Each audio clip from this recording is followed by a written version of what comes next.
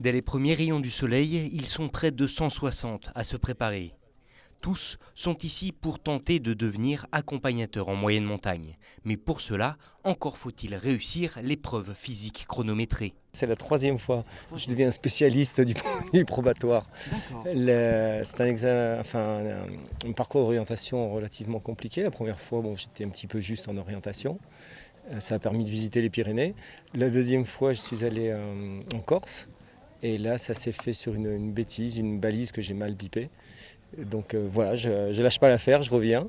Et puis après, ça permet à chaque fois de visiter un nouveau massif. Je ne connaissais pas la Chartreuse, donc je suis bien content d'être là. Entre 6 et 7 heures de parcours, agrémenté d'un sac de 8 kg pour les femmes et de 10 kg pour les hommes.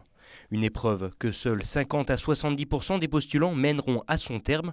Pourtant, il ne s'agit pas là d'une finalité. En effet, c'est après cette course que tout va réellement commencer. Les candidats, à partir de là, vont partir en formation. Ceux qui seront admis demain soir vont partir en formation avec des formations théoriques, de terrain, hiver, été, pédagogique.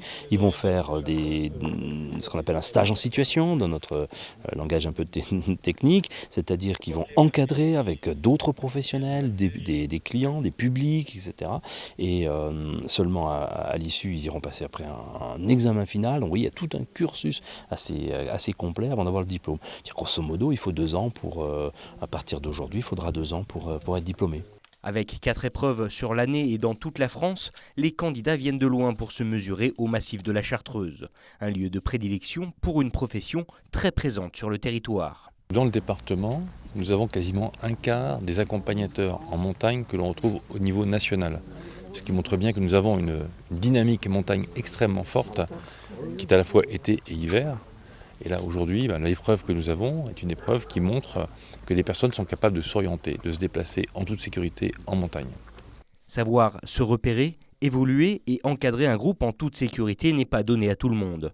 Au terme de ces 2 ans de formation, on estime que seuls 40 accompagnateurs en montagne seront diplômés sur les 160 prétendants qui s'étaient rassemblés aujourd'hui.